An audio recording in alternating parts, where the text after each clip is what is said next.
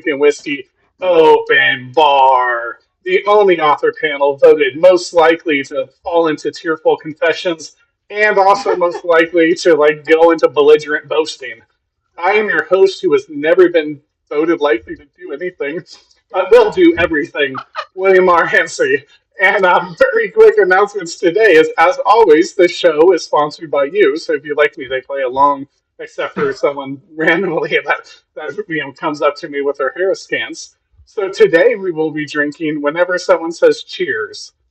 So if you hear the word cheers, please take a drink, panel included. Drink along with me. I promise not to abuse the power, although you also have the power. So, um, very good. So, with that, as I like to do here, in the description, I have everyone's show link that has all your description, and they can see, 2 hours worth ish, of everyone on there. But I like to introduce everyone and have some fun with it. So, if I can remember what I was planning to do today, and luckily I have notes to this effect. So we'll go, and I have a moniker for everyone is my want here. If you could let us know what's one story that made you cry and one story that inspired you. And I think we can start with you, the man, the myth, the drinker, John Gilstrap, Story that made me cry. It and was one that inspired. humiliating. I was in sixth grade Oh. at a time when boys didn't cry, and I read Charlotte's Web, and I was a complete Oh, mess. jeez. I mean, like Sure. a complete mess. And Uh, so that's probably the first one. What was the second question or the second point? One that inspired you. One that inspired me. Um, hmm. Well, It can be a movie too. You can go whatever medium you would like. can it be one I wrote? I mean, Sure. not to be self-serving. 6 Minutes to Freedom is a story of Kurt Muse who escaped. Actually, I must have checked it out. We talked about that on your episode, so you can hear more there, or you can pick up the book absolutely as well. So, very cool. Thank you for that. And then let's go to Sue O'Connor, the sniper with the chancla. What's a story that inspired you, and what's one that made you cry? Oh, one that made me cry. Um, I remember seeing La Bomba. It was the story of I had to get up. So I went and I came back and I forgot where I was sitting and I couldn't see because I had tears in my eyes. And I ended up sitting next to a strange woman who I thought was my friend. And she was crying too. And I looked over and she just hands me a hanky. So that was, I was embarrassed and crying. Oh, Um, One that inspired me was probably the same story because it's like, oh, there's good people in this world. This woman who I didn't know gave me her Kleenexes and let me blow my nose on her. And then it was like, that was inspiring. You know, there's good people in the world. did Very you true. keep the hanky or did you give back after you blew your nose? You know what? I think I gave it back. I Mm, really honestly do. I don't like anybody that much. Very good. Thank you for that. And then Mm. let's swing over to Dario Ciriello, the editor who drove all the comma splices and all the sobriety from your writing process. I I thought about this a moment, and I think I'm going to have to go to film and song for these. I honestly can't think of a book that's actually made me cry. Hmm. I can think of books that have really scared me, but made me cry. Hmm. This is going to sound really corny, but the song El Paso by Marty Robbins, Hmm. that just kills me. Hmm. Um, One little kiss and one eat a goodbye. It's just too much. Um, as for Oh, inspiring, a very old movie On the Waterfront with Marlon Brando, where he Ooh. stands up for everything that is good and right, and of course it contains the classic line, "I could have been a contender." But Sure. that is stories of courage really inspire me for some reason. Right. As for Awesome. inspiring, A very old movie. Wow. Okay, sorry, I had some weird feedback here that threw me off here. So let's move over to Dana King. Dana, the mayor of Steeltown and poet noir of Penn River. What's a story that made you cry, and what's one that inspired To take a brief tangent before we get there, my father had a philosophy about handkerchiefs that have kind of soured me on. you? My father taught me as a young man that a handkerchief is a device used to keep in your pocket things you don't want in your nose.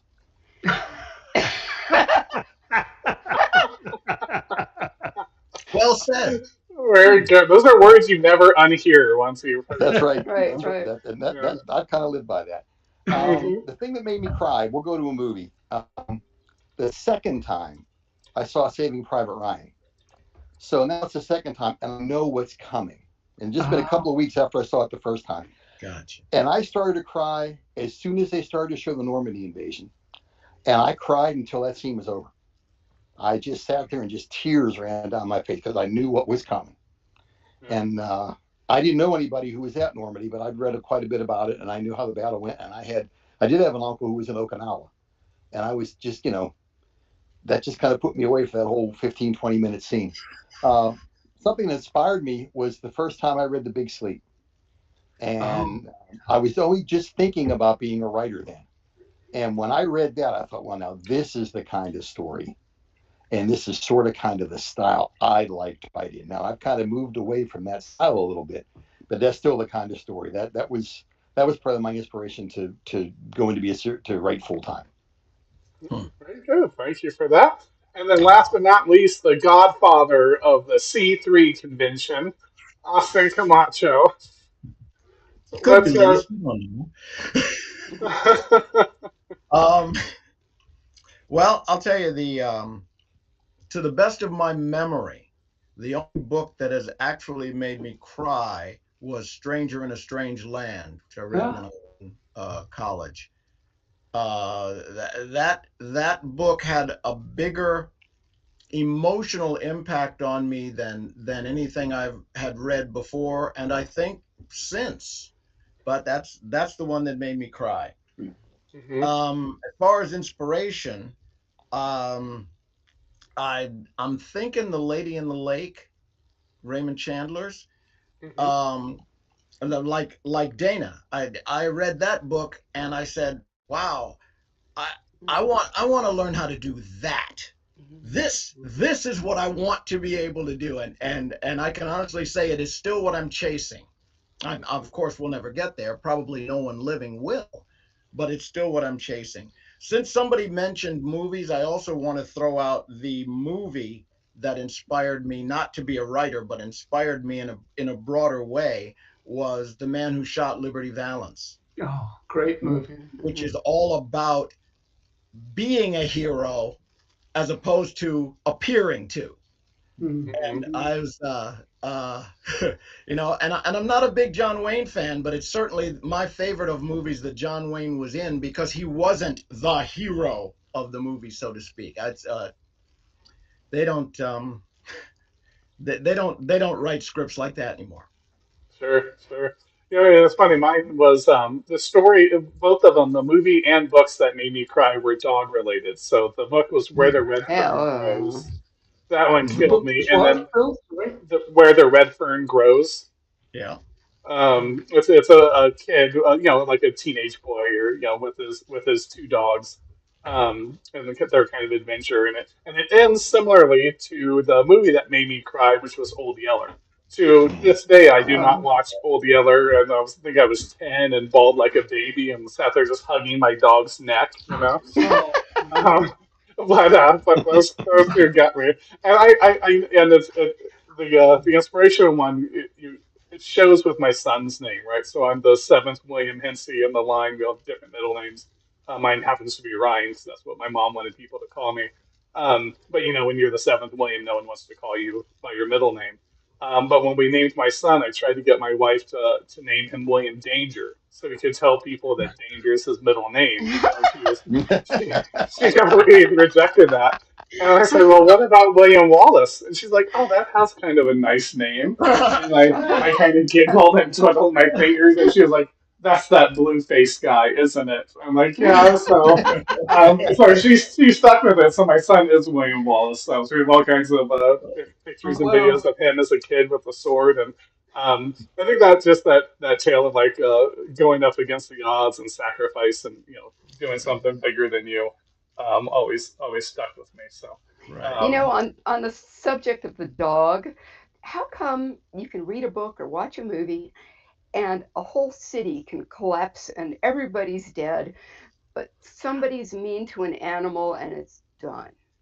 You just walk out. I can't handle it. hmm You know, Sure. to Well, this it's day. interesting. I think we can get into that here too. So we could just start there. So with so anyone tuning in that didn't kind of see the thing, we were going to talk about eliciting emotion on this episode.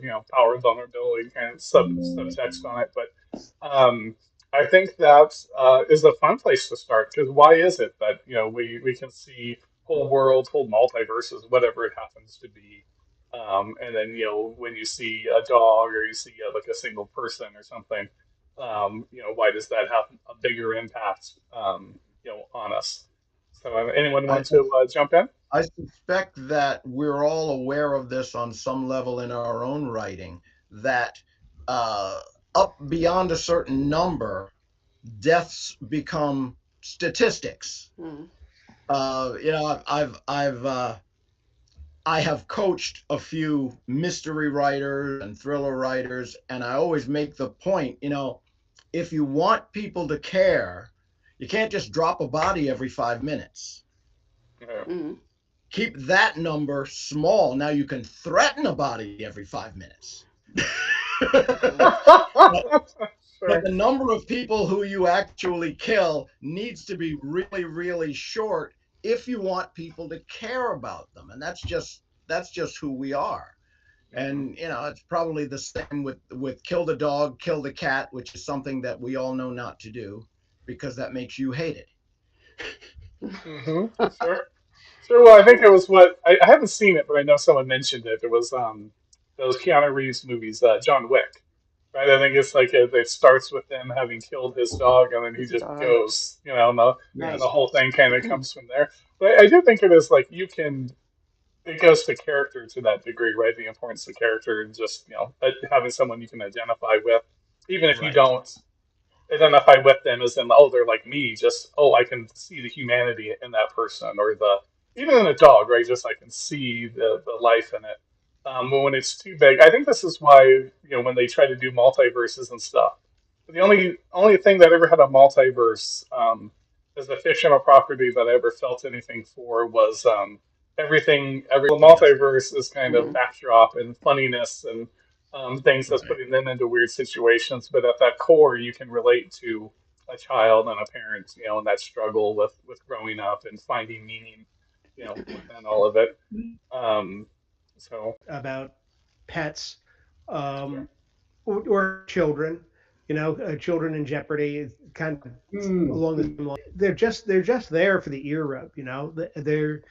They just exist to be happy and to, I don't know if they exist to make me happy or if they just make me happy because they're there. But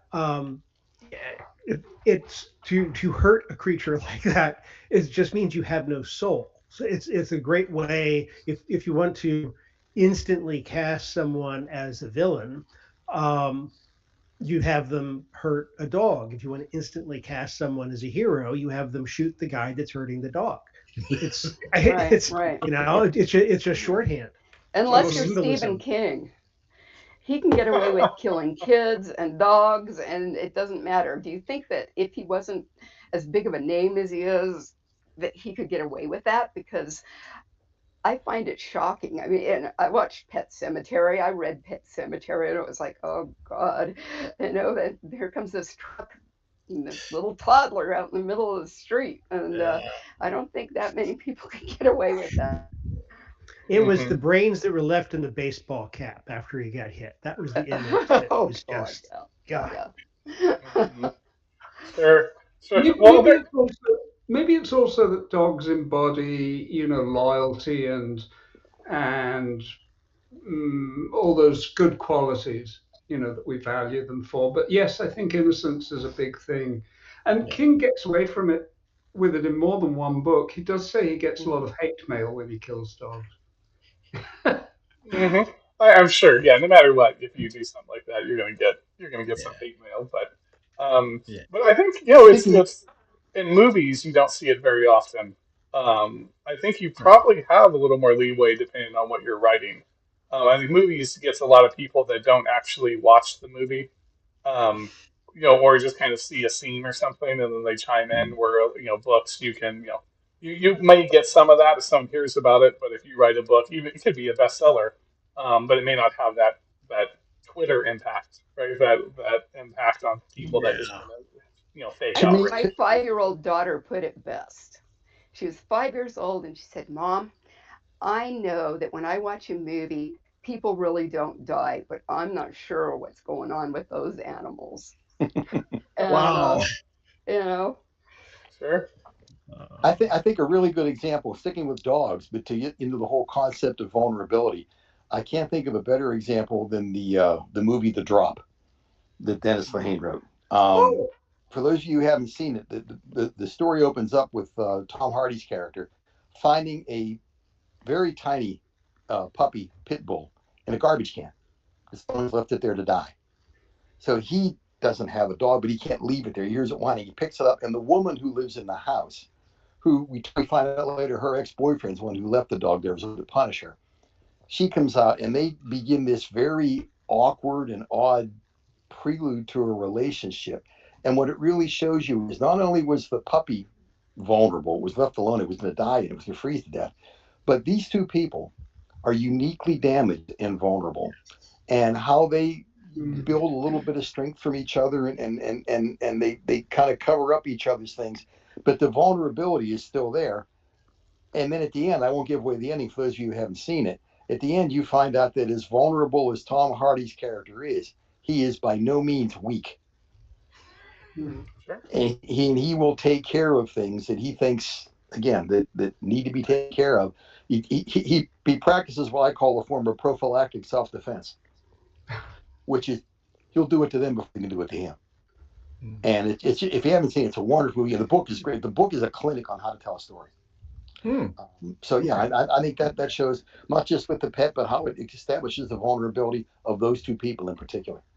Yeah, Okay. yeah, thank you for Hmm. that. And let's we can jump on there to um, the process of eliciting emotion, just kind of more generally. Um, and so because I think there's, and we had talked about it. I forget who all was on that panel. I know you were, Dario. You might have been as well, Sue. But they all jumble in my head at some point. But how sometimes you can feel the hand of the author trying to manipulate your feelings, and it feels very manipulative, right? Like it's like everything a writer does, we're doing, right? You have the little dolls and you're pulling the strings, but there's certain times where you really see the shadow and you're really pulling the string, and instead of eliciting that feeling, it elicits kind of outrage, or like you're just like, oh no, this didn't Right. feel organic to a story. It felt like you were just trying to rip my heart out or whatever you're trying to do. So how do you go about kind of like genuinely, and it can be any emotion. I just started, Hmm. with tears and inspiration with our introductions, but and we went from there. But how do each of you kind of go about when you want to kind of hit those emotional strings, in the Hmm. story? Kind of what are the techniques? What are the things you think about as you go through those bigger emotional beats, right? I get every scene has Yeah. some kind of emotional impact. But how do you get those emotional beats? And anyone that wants to jump in, I'll go. Let's go around the horn. But anyone wants to start us, Okay. go ahead and jump in. I'll jump in. Hmm. Um, Character. It's character. First, it's I often think that writing isn't about doing everything right. It's about not doing things wrong. It's not hard to create a likable, relatable character. and yet a lot of people screw it up. So you want a character that is relatable, first of all. If you make them relatable, the more relatable you make them, the more the reader identifies with that character. So you don't need to tell them that he or she is terrified or that Right. they could lose their lives. The situation itself We'll tell you. should, with the reader identifying already aligned with the character, should be enough that the reader automatically feels Yes. the jeopardy, the fear, the whatever. So, I mean, I'm an editor for a living, really. I haven't written in a long time. And I see a lot of newer writers are very manipulative. They try and tell you how the character is feeling and push you into. You just make them relatable, and the situation does the rest. That's how I see it.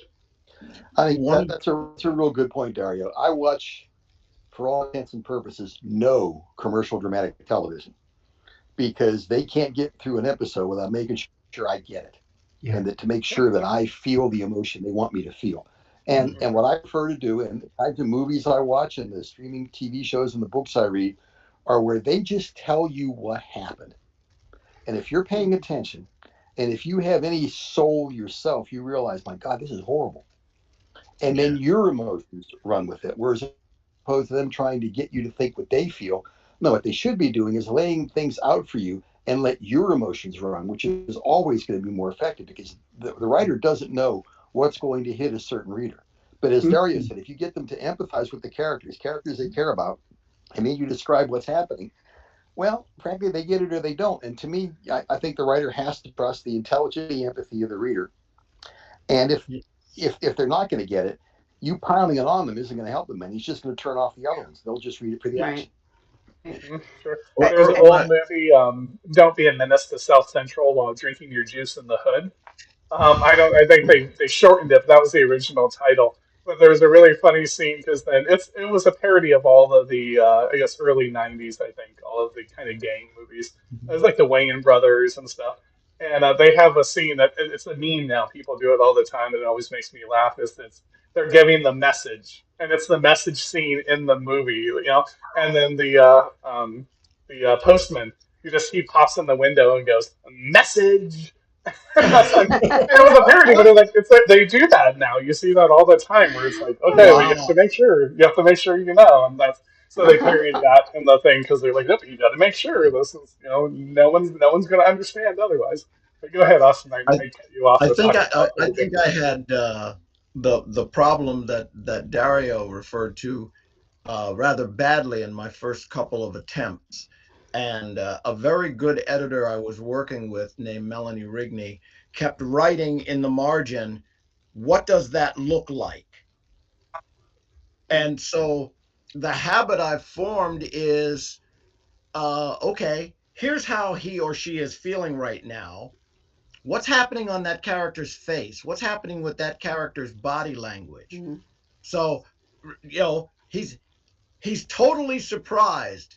But you don't write he's totally surprised. Right. You write, his eyes became the size of silver dollars or, whatever. But showing it seems to be less insulting than saying. I think that you're more, you tend to have a lot of stereotypes when when you're trying to express emotions. And the more stereotypes you have, the more I roll my eyes.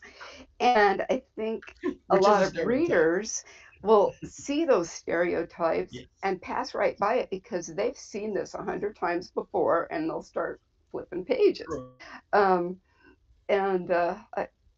I just think that, if you can do it just a little bit different, if you can express it the way that they feel without saying, oh, and then he rolled his eyes, or, oh, he was terribly afraid, and, things like that, you're better off. So, see, I think a lot of the emotion that works best for me is the stuff that it exists in the white parts of the page, the blank spaces. It's not in the ink. I'm going to get. I'll kind of get close on this, but not exact. Atticus sat there all night, and he'd be there when Jim waked up in the morning. There's so much in that close of To Kill a Mockingbird. It's about Yes. love, it's about anger, it's about so many things, and very, very few words. And I think when it really hits, I mean, I actually felt emotional when I said that, because it had that kind of an impact on me. In real life, people don't express real emotions. That's not how. I don't know. You take a funeral of choice, right? It's the one who goes and openly sobs at the lectern. It's always sad. Funerals are always sad. That's not the one that tears your heart out. The one that tears your heart out is the one who's trying so desperately to keep it together and can't. That's where the emotion lies. I remember I was in the fire service for a long time, and there was I was a rookie. I was very, very new. I don't think I had been in a year yet. And rookies rode the ambulance back in the '80s, so that it didn't have a lot of respect. And it was a really, I don't go into the details. It was a really bad call. It was a juvenile ambulance call. It was awful, and I couldn't I couldn't sleep. It was an overnight. I was staying in the bunk room, and I wasn't particularly morose. I just so I went down and I sat in the kitchen. There's this guy. Um, uh, he rode me like a horse. He was mean. He's that old grizzled guy. And about 2 in the morning, he came down and just sat in the kitchen, poured himself a cup of coffee. He didn't particularly want, I don't think. He just sat there for a while, didn't say a word. He was there, and then he left. And on his way out, he kind of patted his shoulder and went back up to the bunk room. So there was so much I've never seen, but there was so much communication that happened in the silence. If you can pull that out somehow, Yeah. man, you've got a scene. And I don't know how to do that. I try to do that. I don't know if I do it successfully, but I think that's where the drama is. It's not what's expressed, it's what's held back. If that makes sense. Sure. Very much. Yeah, it makes perfect sense. It was been a few years now, I guess, but I was in get invited to this Short Story America conference, invited me to do a lecture, and it gave me the do whatever you want kind of thing on it. Um, and the one I did was about that. It was about the power of the unsaid. Like, what are the things that you don't say on the page, and how powerful those can be. Um, Right. and so I think it's a really interesting jump off point, right? Is that so? Yeah, there's not saying the obvious thing all the time, right? Like, actually, I notice I'll do that sometimes when I'm writing this. I'll say he was terrified. That never sees anyone's eyes.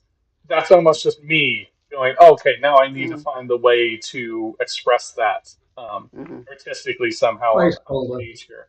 Yeah, and sometimes it doesn't even like it may not even survive that 30 seconds of writing. It's just kind of, oh, that's my cue, and okay, whatever, and I move past it. But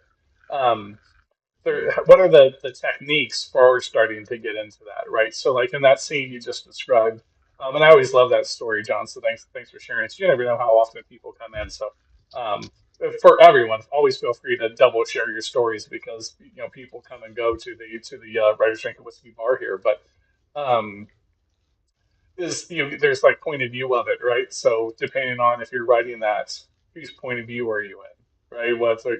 Is it his point of view? Is that your point of view? Is it a third person's point of view?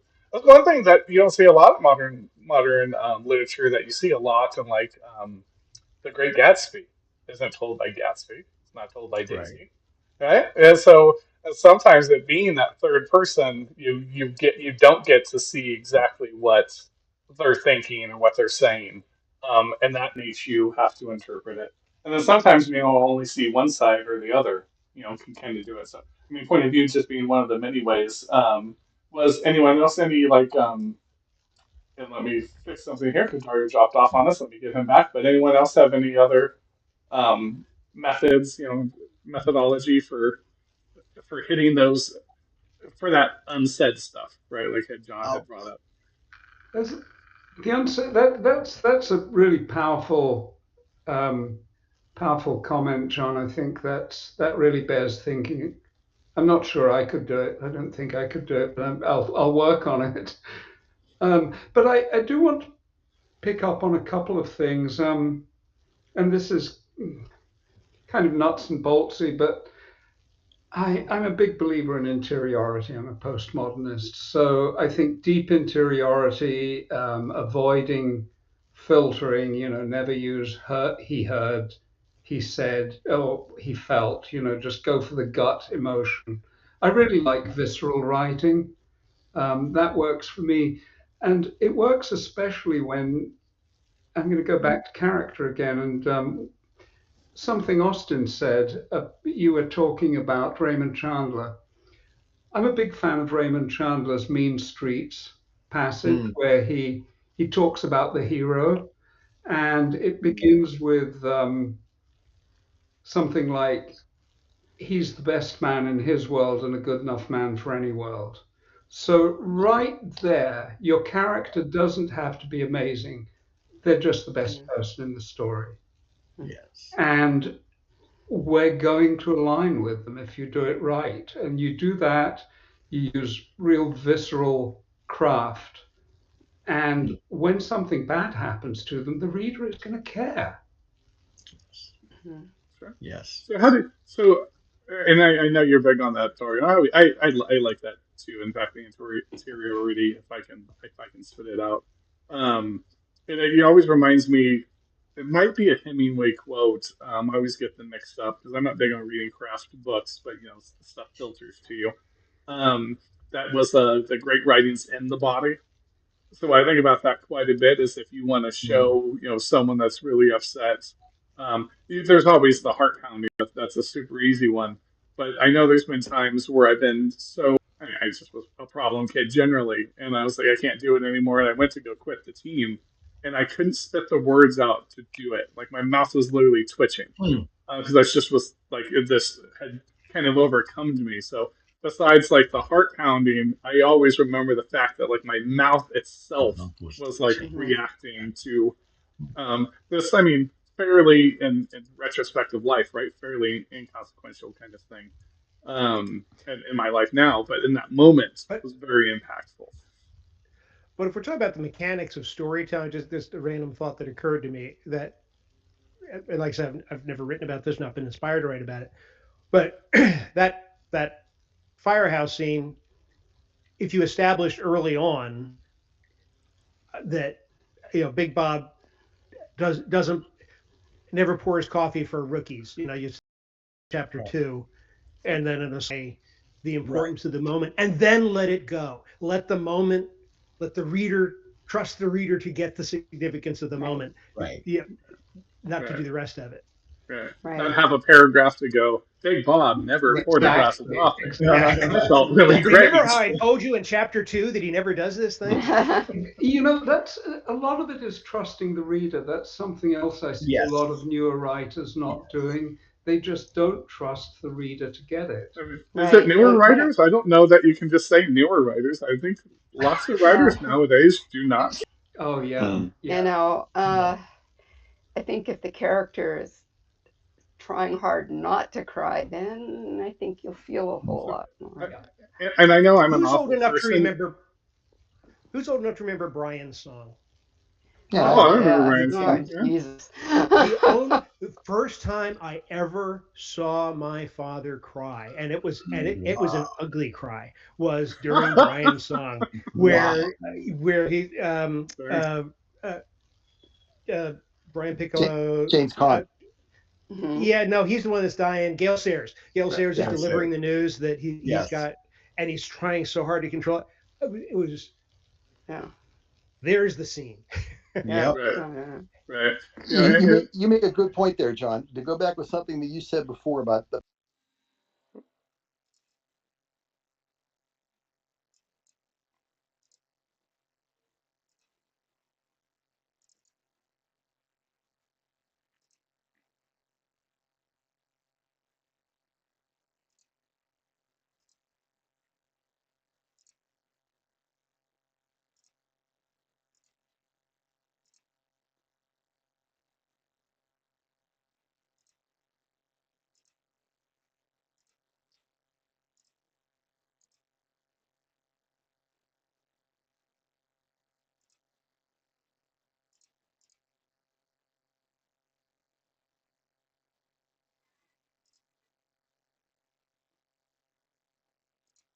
saying.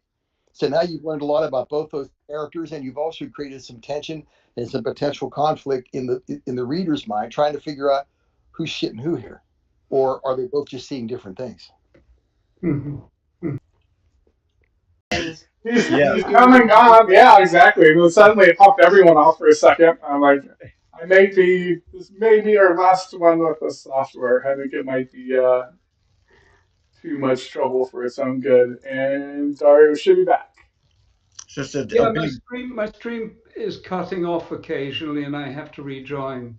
Yeah, I know. And I kept grabbing you and rejoining you. And just now it kicked everyone off for a second. I had to grab everyone and rejoin. So. I'll just keep rejoining if there's. Yep. Yeah, if you do, yeah, I can always pop people back on. But so something I've had a lot of fun with the new character I'm working with, and I am not qualified to say whether it's great or lousy. I'll just say that it's fun in the writing process. But I use a lot of internal monologue, and very often what the character is verbalizing to other characters is a total disconnect from what the character is saying in her own head. And I find that a fun way, maybe not so much reveal emotion, but to play with the emotion, how we do it in real life. Because I think to a great extent it is how we do it in real life. You know, it's just fun to write. No, absolutely. Well, yeah, that makes me think about too is that in real life we're not masters of our emotions all of the time, right? Like some people are more in tune than others. You know, like some of us are like me and we just drink all the time and pretend we're mastering them. But you know what I mean? But you get what I mean. Like some people get what they're feeling more, and other people don't. And so sometimes when you have that interiority where they're thinking something, and then actually the reader can actually kind of see that, right? They're kind of off. You know what I mean? And that emotion comes from the reader, right? Like, and so as a writer, that can be a really fun way. Those contradictions. I love contradictions in work generally. I think it can be a really fun way to set something up for the reader to understand intuitively.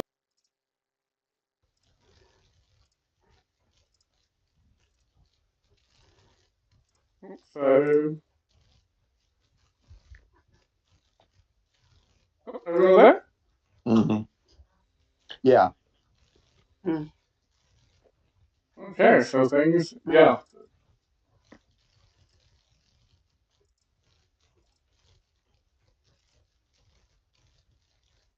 That was where I cried the first time I saw it. And I used the other example because that time I cried, and anybody in the theater who wasn't crying then probably shouldn't have been there. When I saw it the second time, and I knew what was coming. I was as surprised as anybody, but because I knew what was coming, and I realized at that point, I shouldn't have come back to see this movie so quickly. I wasn't over the first time yet. I needed to have a little bit of distance, and now I just have to. And I was a wreck through it. I only cried through that first 20 minutes again till then, but the rest of the movie, I was a mess, and that told me that I'd come back too soon. Yeah, that was. Wow. Are all writers emotionally babies like us? I mean, it's when I read a book that's really sad, it just like tears my heart out. Or see a movie that is really sad, it tears my heart out. And it seems like any writer I've ever talked to is tender when it comes to things like that. No. I can be example one that's not true.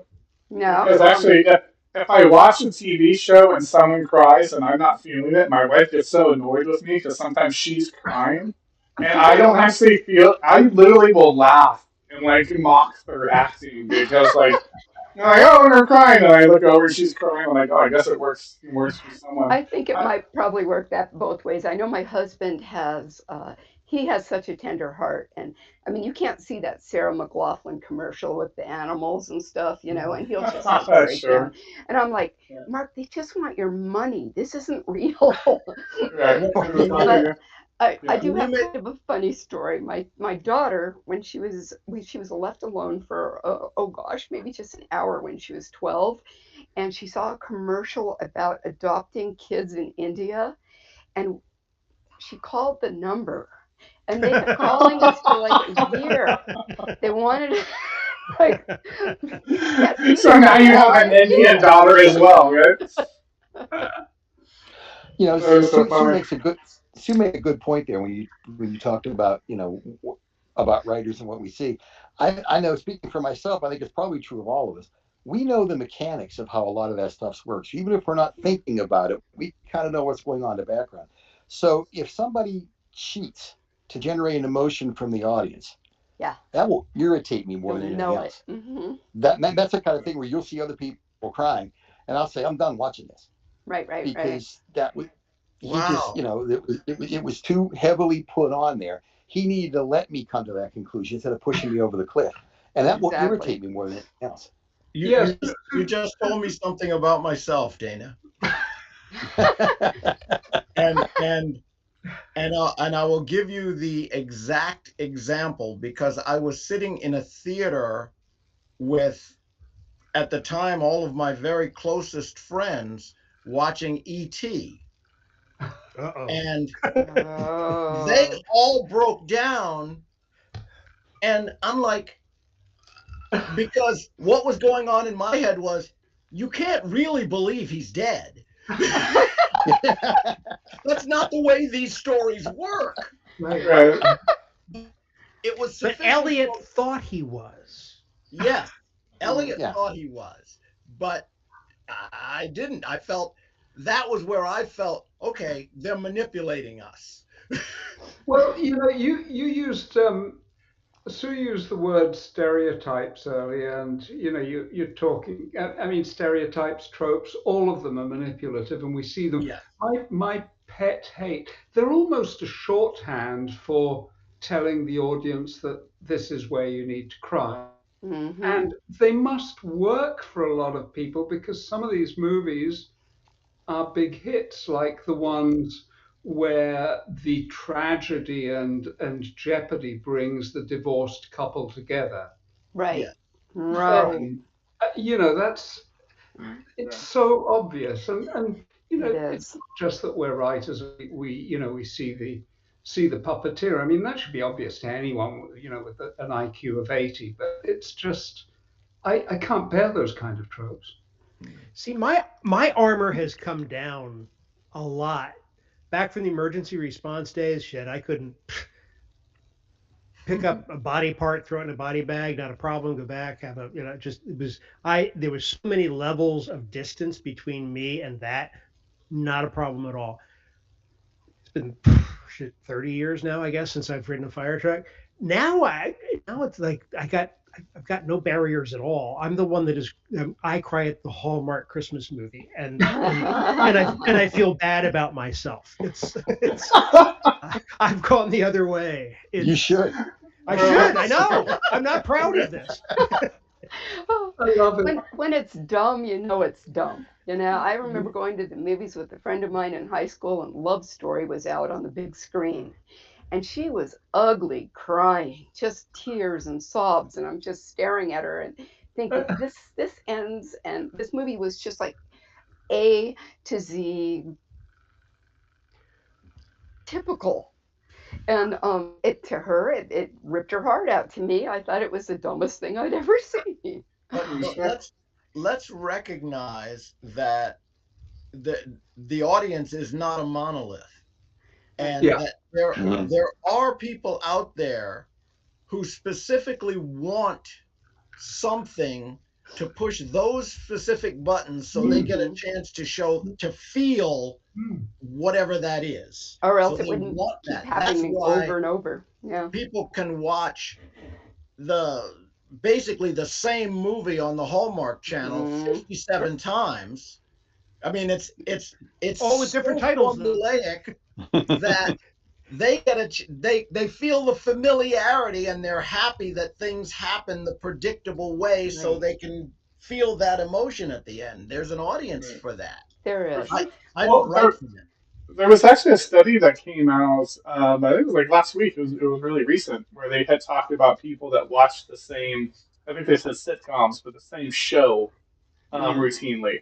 And my wife and I tend to do this. Like right now, it's Modern Family when it's kind of like not quite bedtime, but we're settling in. So I'll turn on a few episodes of Modern Family. We've seen all of them. It's a really funny show, so we'll still laugh here and there. But they said it's actually a form of emotional regulation that you know what's going to happen, so it gives you some peace of mind. Now, it's not when I really want to watch something, and that sometimes we get into conflict, but not that we really fight about it, but sometimes I'm like, oh, let's find a new show to watch. Like, I really want something I don't know right now, and sometimes she'll be that way, but the other one will be like, no, let's just watch Modern Family. I can't pay attention to it, so it's late at night, right? By the time we're settling down. So I think there is that aspect. Is that for one is I think it's one of the signs of being a psychopath is that you don't actually mimic the emotions of the people you see, right? So if I'm really Ooh. sad and you don't feel sad, Uh-oh. that can actually Uh-oh. be a sign of being like a psychopath. And we're probably all on that scale to some degree, right? But that's one of those things. Did I So the just rat fact, myself out? I mean, I ratted myself out, and I was like, I'm giggling. But as the Titanic's going down, I'm like, look, people pinballing. um, So along those lines, but apropos of nothing, has everybody watched Adolescence on Negative. Netflix? I've heard No. of it. I haven't watched it. It's it's a wonderful. It sucks all of the happiness out of your life, but it's very well acted. The cinematography is great. But it's if you don't feel something out of that, then you probably do need help. Just And maybe different times of your life you need different things. When I was a young mom with little kids running around and I was sad and overwhelmed, I can remember reading Nora Roberts. Oh Just my. Sure. I'd read her, and it always ended the same. If that didn't end with "Will you marry me?" it couldn't have been her. Right. Right. But I think that time in my life when I was just so overwhelmed, I needed that romance in my life a little bit Sure. more. Now Well, it's like I the can get biggest through. genre right now is romantasy, right? And so Okay. romance is always up there too, and it Yeah. is very predictable. Right. So Right.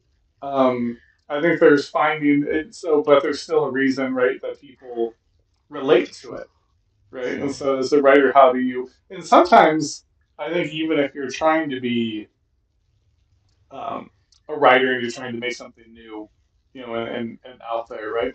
Is how do you still get to the emotions when some point is coming up that is kind of inevitable, right? You just have consequence, consequence, consequence, and if you don't have, person die, whatever it might be, it actually feels like that. That's probably one of those points where the people will feel manipulated because, oh, like how did they get out of that possibly? Like the noose Yeah. was around their neck, and oh look, the strings just happened to break, and everything's Right. fine, Right. Where then you need to go, okay, well this is where we built up to, and then I still need to elicit some kind of response, from the reader so that this is not a flat beat when someone is hung in this horrible example I came up with on the fly. Um, how do you go about kind of on those situations still hitting the hey, like we know where we're going. This is obvious. This is a romance. This is whatever it is. How do you still kind of get to hey, Hallmark movie? I still want people because there is still like I like Hallmark movies too, John. So I'm with you. Um, there is still ones that I'll go, that was a horrible one. Me and my wife would be like, that one sucks. Other ones were like, this is good. It's the same movie. I don't know, like Every time. exactly what made one good versus the other, but there has to be some machinations there that work that out. So, anyone have any thoughts about those situations when when it is obvious, but you still need to trigger something, maybe not tears or wild I inspiration. I don't know if this actually addresses this question or not, but it's one of the great movie moments of the 90s, early aughts, The Fugitive, whenever that came out. I think that was late 90s. Mhm. The confrontation in the drainage thing where Richard Kimball says, "I didn't kill my wife," and Lieutenant Gerard says, "I don't care." That Yeah. that is such a great moment. It's kind of a bro story at that point. You know, they're, you know, it's very short, succinct, total communication. It doesn't reset the story, but it completely communicates the plot line. Is that kind of where you were going on the question? And the characters. It And the characters, communicates yes. those characters, because Right. just in case you thought that this cop's concern was whether or not he was guilty, Right. my job is to get. Because remember, Gerard is the United States Marshal. His Right. job is to catch fugitives. It's Right. not his job to do investigations or find out who's guilty or who's not. It's his job to catch these people. And what he's basically, to me, what he's telling Kimball in that instance is, this is nothing personal. This is my job. This is what I don't do. care. It's what I do. And maybe it catches the audience to that degree, is that as an audience, you see both points of view, and you kind of forget in that moment, right? As you're going up, you kind of forget that, no, his job's just to catch him. You know, that character And hasn't also- forgot this is what I need to do, but we have maybe forgotten that that's what he needs to do. And it elevates Gerard's character above bad guy. Yes. Right? He's Yes. the antagonist, but he's just doing his job. Yes. Yeah, I mean, if you can split the reader's sympathies, that's very powerful. Yeah, that's nice. Good example. Yes. Yes. Sure. Well, and I think sometimes getting that I don't actually like to. These shows are weird for me anyway, so I don't actually like.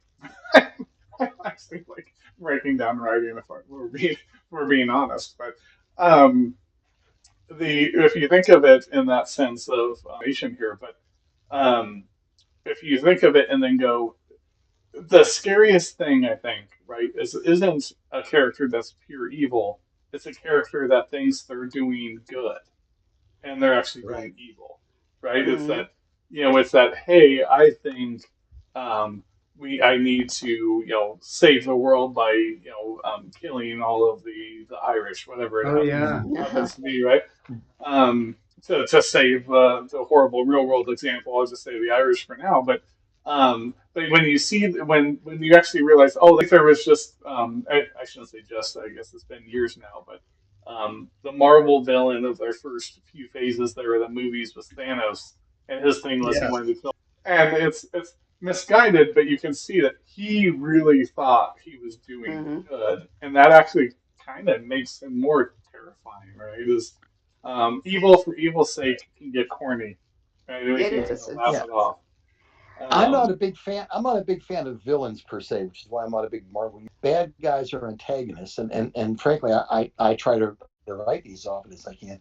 Is somebody who demonstrates what I read somewhere was called the banality of evil. Yeah, that's great.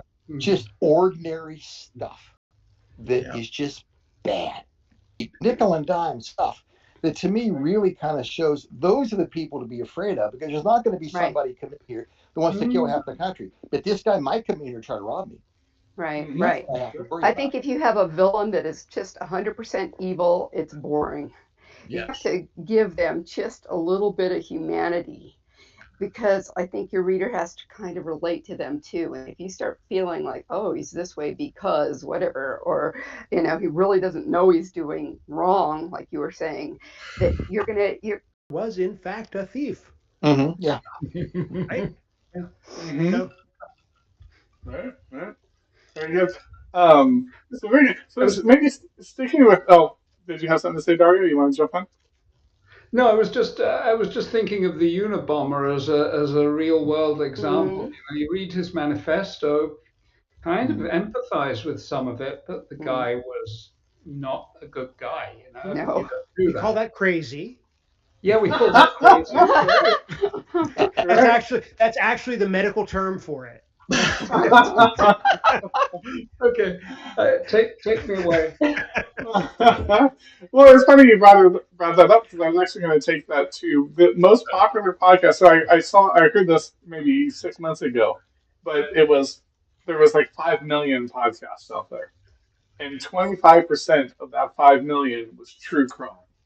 Right, and so and my wife, so lovely Claire, loves her true crime. So, and I listen to it when we're out out and about driving around. Um, but true crime is always that, and there was one about Unabomber not too recently, but it's always about um, the villain in this case, right? The antagonist. There's a murderer that they're going to end up talking about, and it's usually not someone that was purely evil.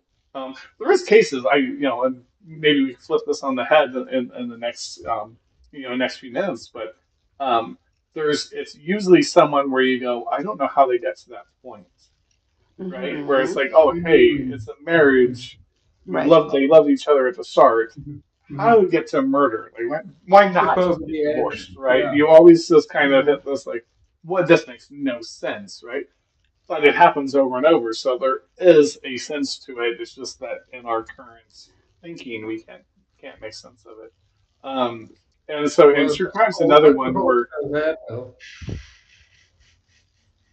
oh, and I Oh, think we've oh shit. lost Dario again. This is the last day for this software. That is for sure. Um, there, Dario. I think we got you back. We lost you again, right as you were I saying thought your you kicked punchline. me out for I being was. I was really upset with you. Kind of cool when you pop off to that other universe for a few seconds. That's it's kind of neat. Then Right, you're back. It's right. We weird. were talking about the multiverse. He keeps popping in and out. It's Yep, the there he multiverse is. of Yep, this show. He's that's there. right. Bill, on the little abstract for this show, I think you'd titled it something like eliciting emotion and vulnerability. How are we defining vulnerability here? I'm curious about. I overthink everything. What do you mean? No. So that's cool. Let's transition there. So in early on, someone had mentioned. I think Dana. I think you had mentioned that there's a character that was vulnerable. But it was with the. I think it was the pit bull. It was the dogs, but Mm. that was vulnerable but not weak, right? Ah, yeah. And Mm. so, and the reason I put that as kind of the subtitle for the episode was in the sense of um, there's the vulnerability of the author, right? There's the being vulnerable with what you're writing, and Right. that can depend on what you're writing, but it can play a part or not.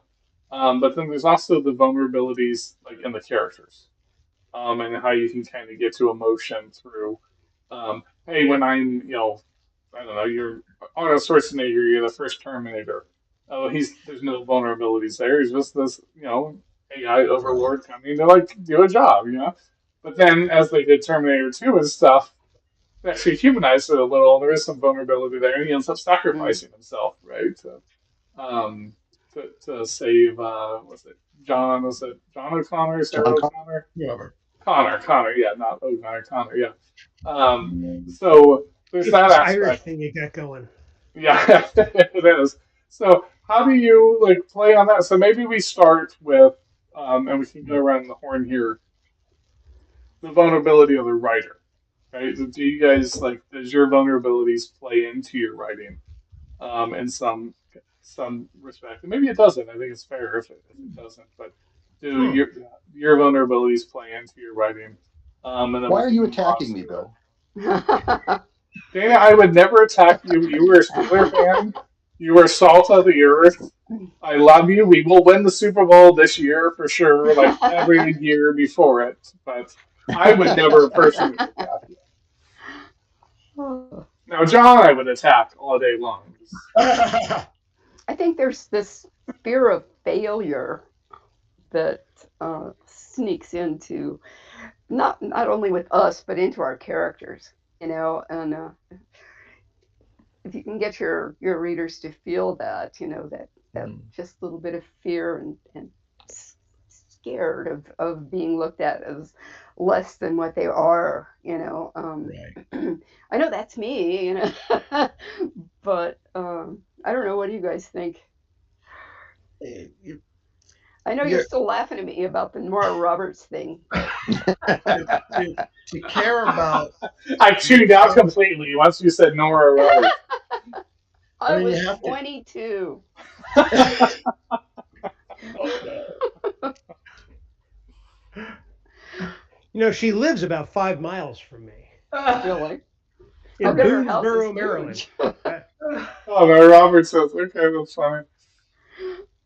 But go ahead, Austin. I think you're starting to say something. Yeah. Totally lost it because of her. Now, I think that one way or another, we all have to make clear what the character values, what's important to that character, what that character want, or what does that character have that they can't do without. And in expressing that, I think you're expressing vulnerability. Some things that can be very obvious, I love my son. Somebody threatens my son, I'm through. Sometimes it can be not so obvious. I'm afraid of caring about anyone because I know that's going to hurt. Mm-hmm. The less obvious, the harder it is for the writer. Even though it's something that we may all have felt, it becomes exponentially harder to show that particular kind of emotional vulnerability. And I think that as writers, regardless of our genre, we are all drawn to the idea of doing what's hard. Mm-hmm. Sure. That's what we want to do. We want to do the hard thing in our writing. So, for what? Well, there's the old Stephen King line, or I don't know if he parodied it or if it came from him, but it was like, imagine the worst thing that could happen to a person, make it worse, kind of go from there. Yes. So if they're not vulnerable at all, it's hard. And there's old John Wayne movies. I think some of the old ones could be that way, and you get certain ones nowadays where someone's just they start off great, and Right. I guess you're just waiting to see how great they are. And it works sometimes, I guess, but it's hard to actually trigger some emotion without some vulnerability there. But did you start to say something, Dario? Okay.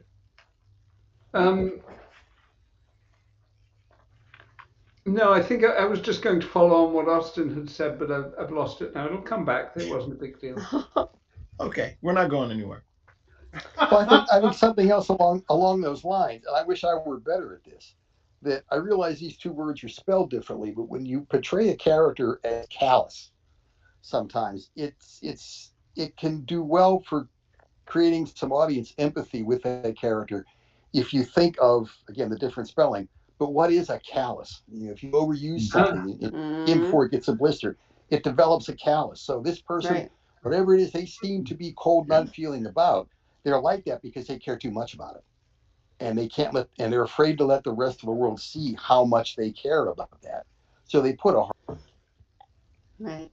Mhm. It's about implying emotion instead of naming it. Mhm. Right.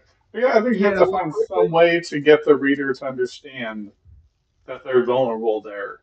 Yeah. And that the character doesn't want to show it, but the reader understands it. It's like almost that dramatic irony of it. Not that it meets that definition exactly, but that sense of the reader knows something that the character doesn't. and the other thing I think you can do with that is you do it through little throwaway moments. Just a line here or there or a thought here and there that doesn't necessarily, again, I don't want to say tell, but lay out for the reader that this one's like that he's like this because of that, but it plants some doubt in their mind where he or she will say something that you might think for a second is out of character, and then if the reader thinks about it, it's lodged in the back of their mind, and when something similar happens again and now they get the different context, you're thinking, hey, wait a minute, there's more going on here than him just being a prick about point A.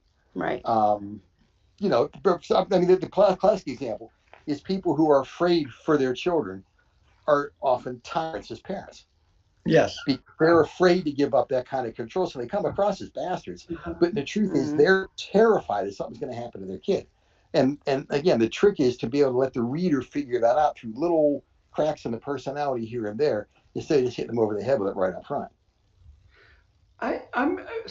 There's one thing that's really interesting to me in this conversation. So we've talked about not manipulating readers and about trusting our readers and about having a character that readers really align with, and putting oneself in the position of the audience to this show. We as writers plan every step and work everything out very carefully. But I don't know about you guys, but I'm on autopilot most of the time. I don't know if one just builds up a set of reflexes and reactions, but this is all post to me. When I'm writing, it's pretty much reflexive. The way, there'll be some tinkering, but I'll get a certain effect or have a scene work out without necessarily planning it in great detail. Sometimes I think in the edits, we do see these little touches, but are the rest of us pretty much intuitive and on autopilot in eliciting emotion, for instance? Actually, maybe start with anyone that disagrees, anyone that has a different opinion. I wouldn't call it autopilot. I think certainly there's experience, right? You know what works. I know what works for me, and I've been doing this for 30 years, so I really know what works for me. Better, I know shit that really didn't work for me, so we're not going to try that. But on the emotional stuff, I think it's important. I write thrillers. I write pure thrillers. So my protagonists, my main characters, whether it's Jonathan Grave or Irene Rivers or Victoria Emerson, whoever they are very aware, the characters are very aware that they are leaders and that they have roles to play and that nobody wants to see a weak leader. So I have to create opportunities for trusted others to observe the parts of their personalities that they don't want to have seen. Usually without the protagonist, Jonathan or the others, knowing that it's being perceived. If that makes sense. They have to know that they think that they are perceived 100% as who they think they are, while as the reader is seeing from another first-person character or third-person character that they're chinks in the armor. It's a difficult balance to pull off, and for me, it's 100% planned. I don't outline, but as I go through, all of it is planned. I will realize that I don't write Marvel comics. I don't want any of my characters to be perceived as superheroes. That's not what they do. But it is 100% planned. It's not. The first drafts are spewed, just whatever comes out. But then on the rewrite, I'm very sensitive to what I'm projecting. Okay. Anyone else? Austin, I think you started to say something. Oh, go ahead, Austin. I do outline, and I find that by the time I'm actually laying down prose, I know these people really, really well. And so the characters do what the characters would do. And if an early reader asks, well, why would he do that? That tells me that I've done something wrong. Right. I haven't shown through his actions, prior actions and behavior, that this is who he is. This is what he'd do. So that's a clue. And so even though sometimes it isn't planned, I do have to go back and create that other view, as John said, so that people can see that, yeah, this is exactly what that character would do in that instance. No, even though he's trying to show something else to the people in his universe. You run a risk of getting too close to your characters and expecting other people to be just as close without having all the information played out in front of them. Yes, for sure. Sure. Yeah, it was a bit of an esoteric question, I guess, but it's interesting to me how, I just don't want us all to come across as master manipulators, but very clever ones who don't allow. Well, and it's But we funny are. because as Yeah. a writer, But we you're kind are. of a time traveler, right? Like you even if you don't write without an outline, you go back and edit, and you have a whole Yeah, book of an Right. outline from great that point. analogy. Yeah, I when I teach workshops, a book. I mean, I'm a safety engineer in real life. Was um, a book is an engineered product. Hmm. We do manipulate readers. Yes. That's how it works out. correct. There are no spots on the page unless we put them there. So everything about what is done is manipulation. The only variable is, do you see my fingerprints or don't you? If I do it Right. well, you don't know I'm there. Right. Right. Right. It's like how much do you Right. see the strings of the marionettes? Right? Right. Like is Right. you see my hands going in my grabbing. You know what I mean? Is it one of those Right. things where I'm literally You just don't see the grabbing them boot. and doing this? If you can manipulate your readers and they don't know it, you've got a hit. That's where it Yeah. is. Yeah. That's where Yeah. it is. And I think that's the funny aspect of it is that so and you can get there, right? It's just like getting to the top of a mountain. There's all kinds of different ways to get there, right? You can be the free climber on the face of the mountain. You can be the hiker on the other side that comes up, like, and 86, different ways to get to the top of the mountain, right? You maybe helicopter up, but um, it's getting there in a way that feels meaningful for the reader to have come along with you, right? So Right. if that helicopter trip, if you want somebody to go on that with you, that helicopter trip has to have something meaningful or interesting for the reader to have come along, with you, and vice versa, whatever route it is. Um, versus if you just suddenly teleport them someplace without any emotional resonance, yeah, it's going to be kind of hard. But at the end of the day, you still have a plan to get to that top of that mountain, whatever that mountain Yeah. is. Um, and even if you didn't plan it there in the beginning, you drafted and redrafted and get there, right? I mean, at some point, I have taken to asking people sometimes on the show if their characters have fates or if they kind of have free will, right? Knowing that after the first draft, basically, they don't have free will anymore, no matter what. Like, in Mm. the best case scenario, Right. you have free will for a bit, and then we decided, no, this is what your fate is. Yeah, exactly. Mhm. All the other gets put down, right? Like, once that draft is there, it's happening. You're not getting out of it anymore. So, awesome. So, any final words before we move over to our shots portion here to end it? Any final words on listening emotion generally, vulnerability, anything like that? Yeah, just one. I would tell you this: that if the scenes, the the scenes that have worked best, and not all of them do. I mean, some of them. I think all of them, all the emotional scenes I've written work in a journeyman level way.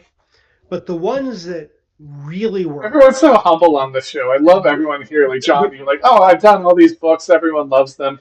I'm a journeyman. They work a but little bit for the folks out there. but the ones that I know really nailed it, like the sad ones, made me cry when I was writing them, and they made me laugh when I was writing them. And that's how don't fuck with that scene. Once you've written that Hmm. scene Yeah. and it's down, don't don't change a comma. Whatever you channeled into that, that's the perfect scene. That's when you're communicating directly with the reader. The reader's going to get it, and trust me, you'll get email about how that's exactly what happened. Mm. Yeah, yeah, Oh, nice. thank you for that. Yeah, it's funny. I was writing Pirates of Appalachia that I was serializing now, and that's actually a kind of new. I read everything out loud. It's like I do it kind of obsessively, but before I ever am done with something, I come back and I read it out loud. And the scenes that I'd come back and I would laugh at something, I was like, oh, because I kind of forgot it. I had enough distance to kind of forget it and come back and read it like it was the first time. I was always like, oh, that's a good cue. This is done. If you're feeling something when you read it back to yourself.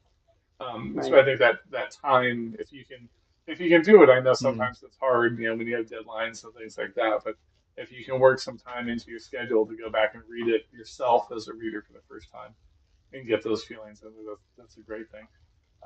Anyone else? Before we hit shots here? And I forgot. Cheers, everyone. Oh, Oh, cheers, I meant cheers, to. I cheers, meant to cheers, do cheers, cheers, cheers. I meant to hit that like 36 times through the show, and sometimes I'm juggling so much stuff over on my end, I forget. But awesome. So let's do shots. So anyone that happens to be on the streams, um, I should say this. I know we're streaming multiple locations here. The only one I have access to as we do this is actually the YouTube stream. So if you're on the Twitter box or Xbox, whatever we call it this day, these days, TikTok and some of the other ones we're over on. If you have something you want to message in, head over to the YouTube right now. Message me, and we'll happily answer your question. Um, if not, and as we wait for those that may or may not come, I have some shots questions for us. So we'll just Okay. start. We'll start with Sue and work our way uh, around. So it'll be Sue, Austin, John, Dario, and Dana. Um, Very first one here. What is your most unhinged writing advice? So we'll start with you, Sue, and I'll remind everyone of our order here. I'm just going by the screen. if you're a good liar in real life, you're going to do it great on pen and paper. All about lying to the people. Very, Wow. very good. Thank you for that. I like that. I mean, it seems unhinged too on a And if my certain kids have level. heard this, then I didn't really believe. Very good. Thank you for that. Austin, you want to take us from there? Unhinged. Wow. Okay. Hmm. Jeez, I don't know if I guess make it personal even if it's not. Uh, if your plot calls for the city to be blown up, make sure the hero's grandmother lives there. you know, That's a because good one. I Okay. see that so often Yes. on television. That would be my unhinged writing advice. Mhm. If someone is going to be thrown out a window, make sure your hero happens to be walking down that street on that block at that moment, so he can see it happen. Yeah. Sure, And sure. have them Or at land on a least dog. have some emotional reaction to it. Uh, Very good. Thank you for that. And John, we're moving to you. If you want to collect really good dialogue, hang out at an airport bar or at an airport hotel bar and listen to drunks talk to each other. yeah. Outstanding dialogue. Very good. Thank you for that. And Dario? Oh, never take chances. Never take chances. That's our unhinged. That does seem unhinged. Unhinged. And it's hinged away. Awesome. Thank you for that. And Dana? I don't know how unhinged this is, and I will confess I stole this, but I'm loving it right now. I was at a conference a few months ago and saw Rob Hart speak, and he recommends taking one of your edits of a book and doing it back to front instead of front to back. And I'm just about through with that edit on the book I'm doing now, and I'm having a ball because it takes, first of all, his idea was you don't have that end of the book fatigue that you have if you just edit front to back. You have front of the book fatigue, which you can deal with. You had more energy before. But the other thing I like about it is, as I edit the chapter I'm going to edit next is not the one this is leading to. It's the one that led to this. So I have Right. to take everything and stop and look at it fresh because I'm not going that way anymore. And I think I'm going to do all my books like this. I had a ball doing this. Wow, That's that's brilliant. amazing. I'm not sure I'd be able to do that. It takes you a little. I'm not saying you start with the last word and work your way back. That's too Hebrew. No, what you do is you take the last chapter and then the chapter. You just said what I think you just said. Okay.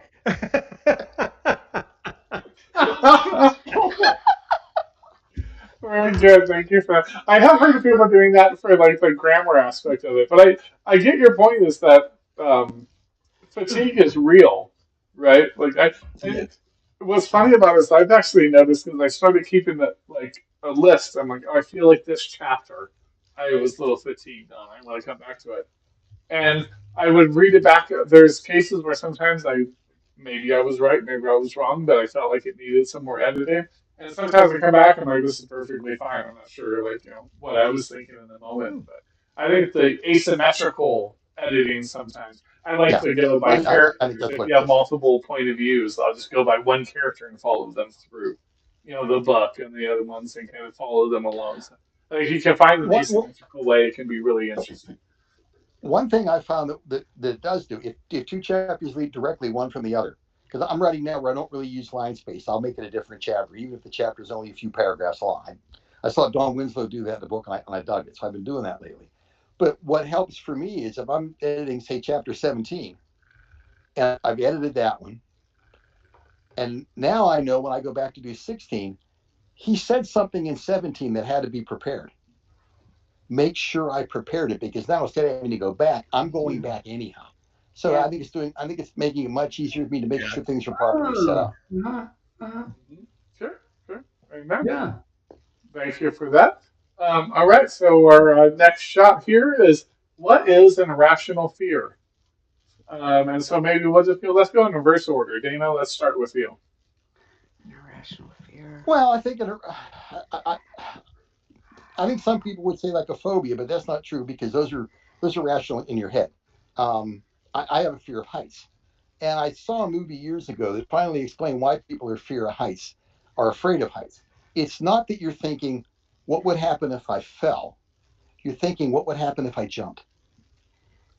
That's what makes it scary. That's the fear. So I don't really count those. That's not irrational. An irrational fear is the fear of something that isn't going to happen. I mean, Right. I don't, wherever it is I might be, if I'm out of doors, I am not concerned, although some people might be, that a piece of space debris is going to land on my head and kill me. That is an irrational fear. So it's just things that are so out there that you can disregard them. But I understand there are some people who fear those anyway, and without seeming to be too harsh, it's probably a sign of mental illness, and they should seek help. Very good. Thank you. Oh, Thank you for the what was this public service announcement there. That was a PS sketch. um, Dario, you want to take us from there? I can embody a lot of what Dana just said. I mean,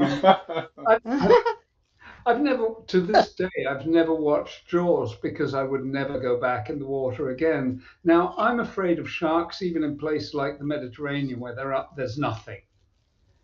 So, I would worry about that piece of space debris.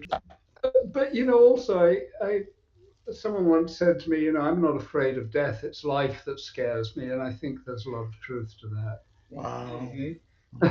Sure, sure. Amen. Thank you for that. John, you want to take us from there? I think a lot of people have an irrational fear of opportunity.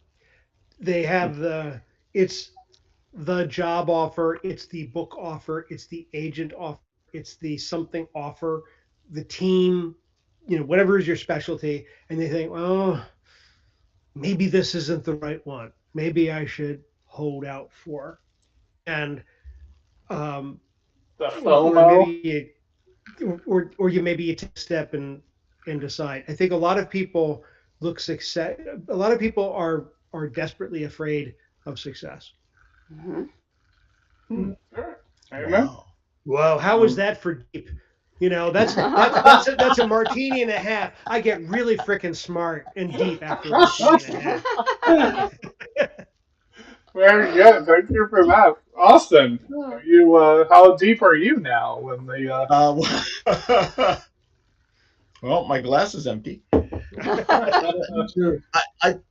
I think most of not if not my characters, then for me, the irrational fears are fears of consequences of minor actions that I may or may not take is that fear of casting back in time, that fear of meeting who is now my father-in-law, because I might say that one thing that will make him hate me for the rest of my life, or that fear of saying too strong a word to your son or your daughter, and they will now grow up to be axe murderers because of your stupid comment.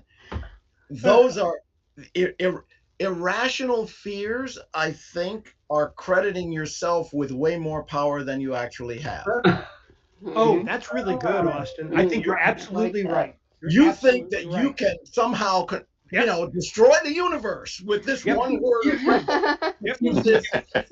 Clearly. And they have, in fact, forgotten about you. Yeah. The person that you were worried about offending has completely forgotten what you said, and he was going to like you or hate you regardless of what you said. Right. And your kids are going to grow up to be who they're going to be regardless of what you say, because they get a lot more input from other places rather than from their dad. That's why we have high school reunions. Oh, yes. So you can at least squash the irrational fear that everybody else did better than you. Right. That's why you realize that they're all failures too. So much truth and depth in here. I mean, I'm tempted to say you're an optimist, but I think there's something to this. That's so funny. It reminded me as you said that is that I used to think my mom and dad commuted. We're in Los Angeles area since I've been fairly young, and my dad commuted and my mom commuted when I was younger, like crazy hours.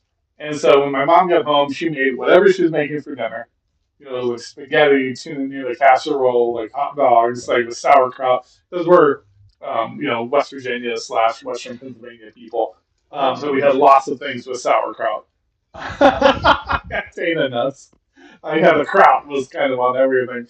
And then chip chop ham. We had tons of chip chop ham all the time. But anyways, I used to think like, oh, so now as an adult, I hated the whole what's for dinner, because I thought I'm just programmed. Like it's just whatever's for dinner. I'll just eat whatever's there because I have no choice. And so, but until my son, who's now 14, who lived a completely different life, where we would go out to restaurants and things all the time. You give your horse smorgasbord at the menu, and he still is like that. Yeah, whatever's for dinner. And I was like, I used to attribute that to nurture, like this was the life I lived. And now I'm like, I don't know, this kid lived a completely different life and is exactly the same way. So there's some things we think like it's more nature than we even realize like how much happens. Awesome. So Sue, you want to take us from there? Before y'all started talking, I was thinking I probably have an irrational fear of success, because to me success means a whole lot of change. So maybe it just boils down to that, and change is scary. Even if it's something positive, it's still, life altering. Not that I wouldn't want to give it a try, but I think probably change terrifies me. I'm not afraid of space debris falling on my head, because I think I've always been one of those people that, you hear hoof beats is probably horses, not zebras. But real life is a lot more terrifying than I think anything that any of us could write. Mm-hmm. Sure, amen. And then just to turn the question on its head, and this will be our last one here. What is something you love irrationally? And so we'll just stick with you, and then we'll swing back around the horn here. That I love irrationally? Oh gosh. I like to listen to other people's drama and incorporate it into something that I'm writing. As long as I'm not in it, It's fun. I mean, well, you like the tea. That's what my daughter taught me. It's the tea. Oh, Yes, I have Like to hear to. everyone's tea and incorporate that in. Okay, Yeah, very good. Thank you for that. Austin, do you want to take us from there? Huh. it's rough. Okay. It's a hard I'll, one. I'll I'll cop to it. Early anime. Okay. Totally irrational, but when I was a kid, I watched cartoons like all other kids, Speed Racer, and then I saw Astro Boy, and I saw what was the other one? Marine Speed Boy, Racer.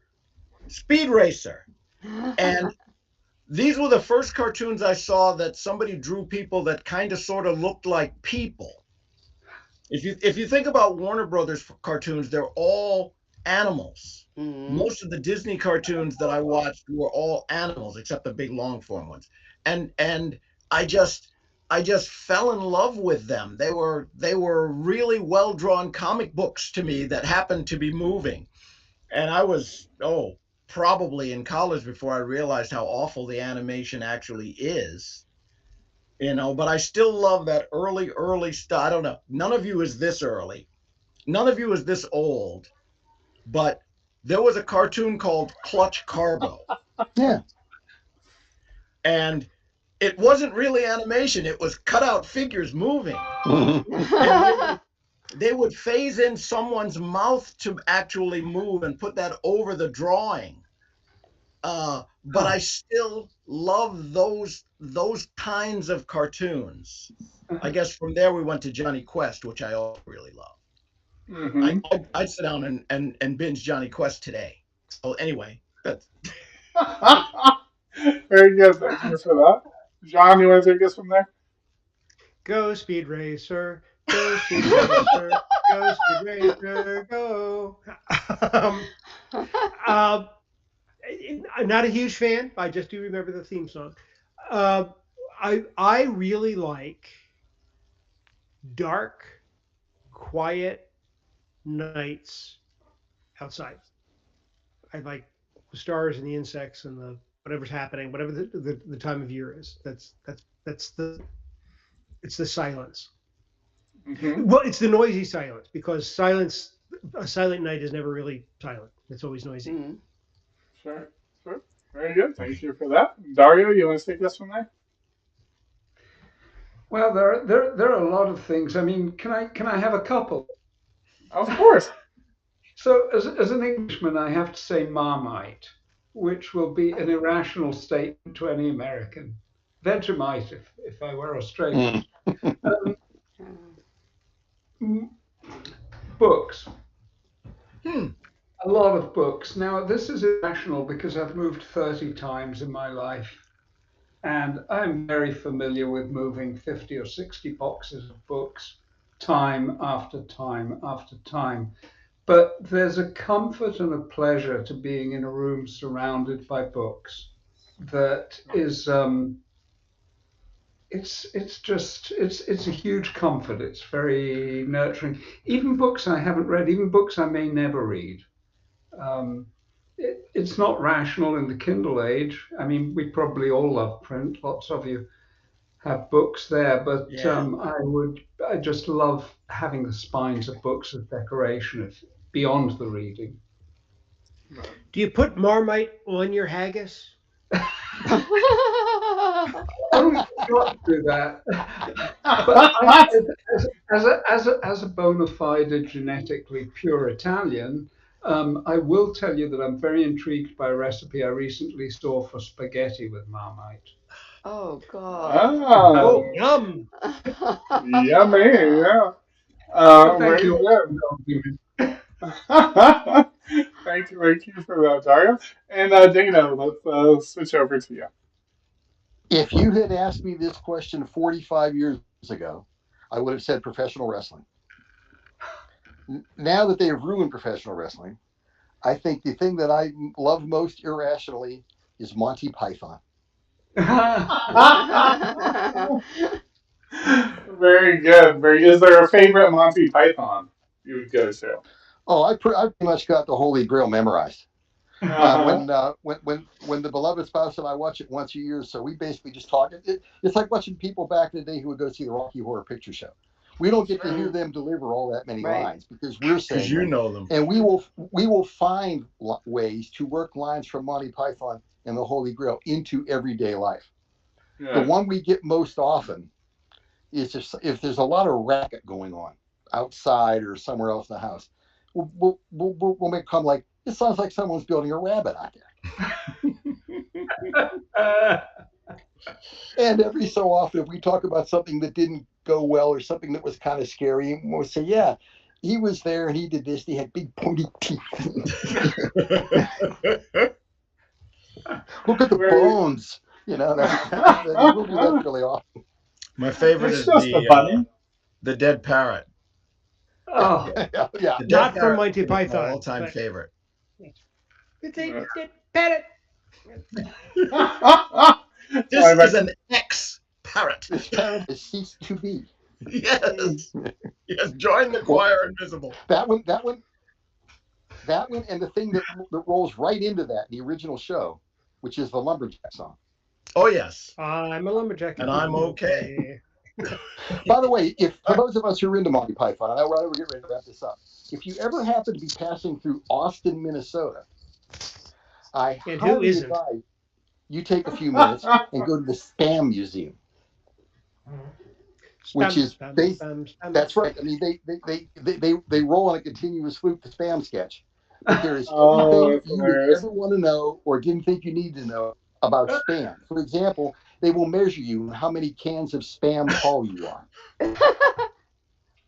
That's awesome.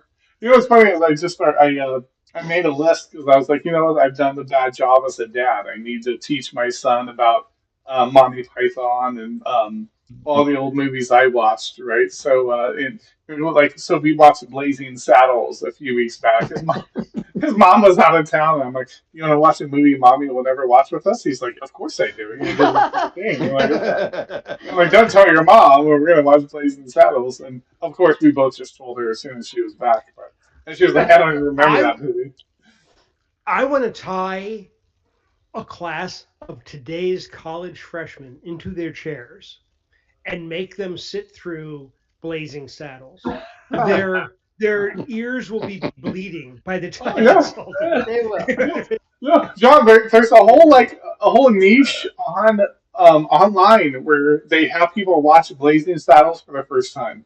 It's not like young people watching it, and you just say all the reactions, their jaw dropping to watching it. Oh God, when Mel Brooks goes, I'm going to be inconsolable. Yeah, I know, really. Oh, good. Yeah, but mine's easier, this question. I have an irrational fear of frogs. Like, literally, I have no idea why. I can't see a frog. Like, it freaks me out. And then the love is just the Steelers. They break my heart every second of every day. And, you know, but then we're still like, hey, we're playing in Ireland, week 4. Who's up to go? And I'm like, how can I get a new mortgage on the house to go to Ireland to watch the Steelers? Bill, you really should not have told me about the frog thing. Just saying. Might have been a bad. We're going to meet each other at some point. Just saying. You should not have told me about the frog thing. You show up to C3 this year with a frog, and you'll see how they always squirm and start. You want to see like a Austin, let's talk. You know what room he's going to be in, right? So let's talk. I think I'm changing my mind about my irrational fear. It's like now I'm thinking Marmite. I remember trying that stuff one time. You can have spam, eggs and spam, and Marmite. Oh. There you go.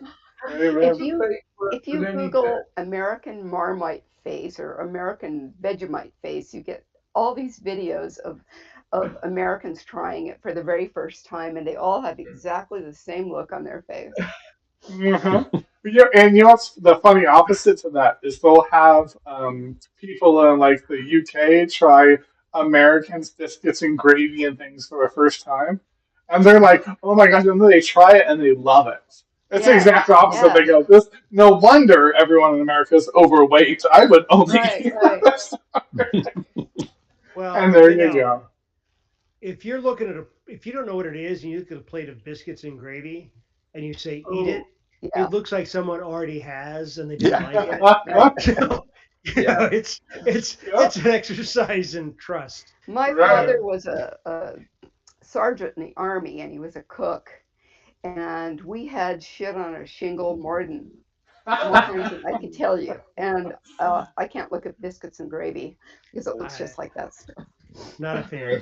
No. Not a This will fan. probably shock everyone, but you know how people have their song, couples do? Mm. The Mhm. beloved spouse and I have our meal, and Oh. it's SOS. It's SOS. Oh my Sure. gosh. There you go. The first night we spent together, it was midnight. And we were hungry, and all I really had around that I could make in a hurry was cream chip beef on toast. And I had some, I had some toast. I had some microwavable cream chip beef, and I liked it. And I didn't realize that was one of her favorite meals. And then we were cement after that. Wow.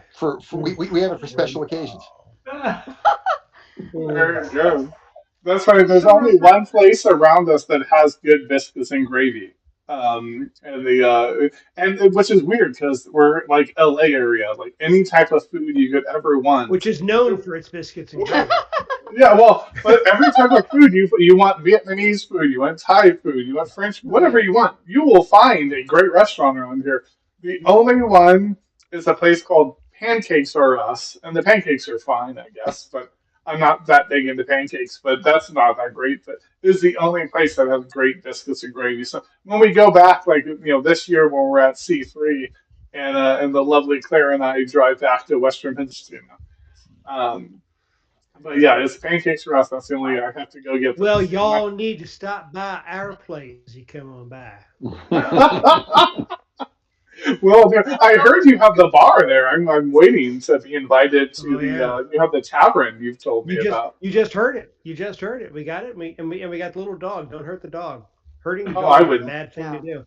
I would And never. we'll find The your whole body. neighborhood, but don't touch his dog. We have 4 dogs here. We have two. We have 2 chocolate labs. And we have 2 French bulldogs family. So, anyways, thanks everyone so much for coming on. Any final words before we call it a night?